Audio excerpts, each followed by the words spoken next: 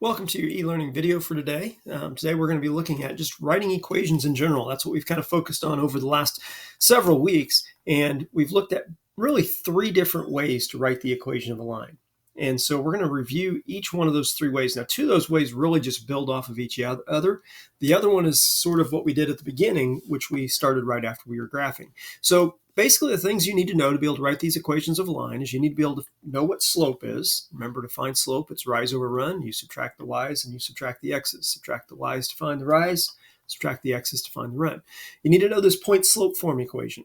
Okay, y minus y1 is equal to m times x minus x1. And that looks like a lot of letters, but remember, you're basically going to fill in three blanks. You're going to fill in the blank that has x1, the blank that has y1, and the blank that has m. x1 and y1 get filled in with the point, and then the slope gets filled in where you see the letter m right there.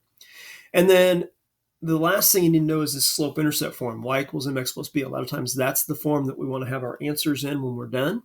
But we can also use that when we're writing the equation from a graph, because the m is just the slope, the rise over run, and the b is the y-intercept. So today your assignment is actually on quizzes. So if you've not used quizzes before, it's basically like a little game show sort of thing. And so what you're going to be doing today is you're going to be writing the equations of these lines. So again, I'm doing a few problems off of your assignment for you to help you get started today. The first three questions on the quiz is writing the equation of a line from a graph. So again, this is what we were doing at the very beginning. We're trying to write the equation in slope-intercept form, y equals mx plus b.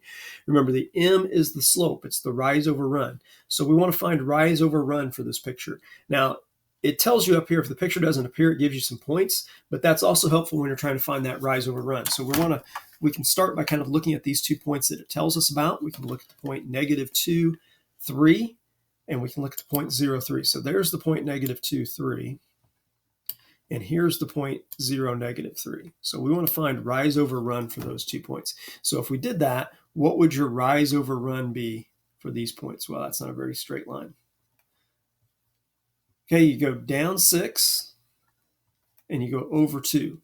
And so the slope for this problem would be -6 over 2, which equals -3. Okay, what's the y-intercept on this problem?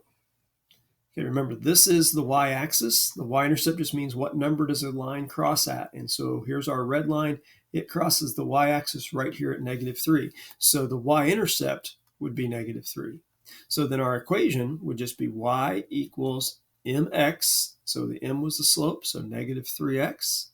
And then the b is -3 also, so -3x minus 3. So we would just click on that circle for our answer on that problem. So again, the first 3 questions on your assignment, you're going to write the equation from a graph like that. Okay, then the rest of the questions, you're not going to have a graph to look at. Instead, you're going to just have points, or you're going to have a point and slope, and you're going to have to write the equation. And this is what we've been looking at recently. And so for kind of an example of the first, we've got 2 problems that kind of go together here. Whenever you're working on your quizzes assignment, you'll have a problem, and you'll solve that, and then you actually use that answer to help you with the next problem. So problems 4 and 5 go together on that.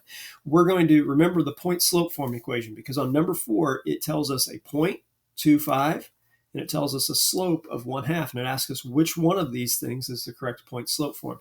So remember, we're filling in blanks next to the y, we're filling in a blank in front of the parentheses, and we're filling in a blank next to the x inside those parentheses. So the 2 and the 5, those are our x and the y. So the 2 is the x, so next to the x, we're going to write the 2. Next to the y, we're going to write the 5. But remember, we put the opposite signs there. So since it's a +2 and a +5, we write down -2 and we write down -5. Okay, then the slope, that's what goes in front of the parentheses. So m here is 1/2. And so for problem number 4, we would just pick the one that says y minus 5 is equal to 1/2 times x minus 2, which is this blank right here. Then to get our final answer for number 5, it says put it in slope-intercept form. So all we have to do is, we've already done the first part of this problem. Now we just need to rearrange that. So go ahead and rearrange that equation like we've been doing before to get it in slope-intercept form. And which one of these answers would you get? Okay, so we take 1/2 times x and 1/2 times -2. And so when you do that, you get 1/2 x. 1/2 times -2 is -1. So right now, our equation is y minus 5 is equal to 1/2 x minus 1. We want to move that -5 across the line. We want to put it over here with the -1. So that means it's going to become a +5. And so then our equation would be y equals 1/2 x, negative 1 plus 5 is positive 4. And so that would be the correct response for number 5. So you're going to do a few more problems like that, where one problem you do point slope form and the next problem you rearrange it into slope intercept form. And then for the last kind of group of problems that you do, you're going to, instead of having a point and a slope to start with, you're going to have 2 points. And so remember, to do those, you kind of have 3 steps. Your first step is to find the slope, then you put it in point slope form, and then you rearrange it. So problems 10, 11, and 12 all go together. First thing you're going to do is you're going to find the slope. So go ahead and find the slope on number 10. Between negative 3, 4 and negative 1, 2, what would your slope be? Okay, remember, to find the slope, you do rise over run. So to find the slope, you subtract the y's to find the rise. And so in this case, our y's would be 4 and negative 2. So to find the rise, you would take 4 minus negative 2. Don't forget the minus and the negative sign there. Okay, to find the run, you subtract the x's. So that would be negative 3 minus negative 1. And so what you should have found is negative 4 minus negative 2 is 6.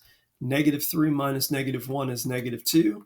And so we get an answer there of negative 3. And so for number 10, that would be our answer.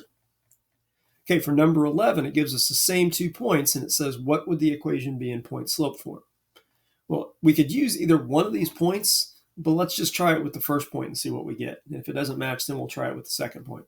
So if we try it with the first point, remember, you're going to fill in a blank next to the y, a blank in front of the parentheses, and a blank with the x inside the parentheses. So if we did the first point, negative 3 comma 4, where would you put the negative 3? Okay, you would put it next to the x, but you would make it a positive 3. Okay, where would you put the 4? Well, you would put it next to the y, but you would make it a minus 4. Remember, you write down the opposite signs there. And then what number are you going to put in front of the parentheses here? Okay, remember, you got to go back to the last problem we did, because you want the slope. And that's why we did problem number 10, is so we knew what the slope was. So you would put a negative 3 in front of the parentheses, because that's what the slope is. So is that any of our answers over here? Okay, if you look, it is this one. Y minus 4 is equal to negative 3 times x plus 3. Make sure you look at all the spots real close, because that first one was close to it, but it had the wrong number right there. It had plus 1 instead of plus 3. Okay, now to get our answer for number 12, we're just going to take that and we're going to rearrange it to see which one of these 3 things it matches. Okay, so go ahead and rearrange this problem, and which one of those answers do you get?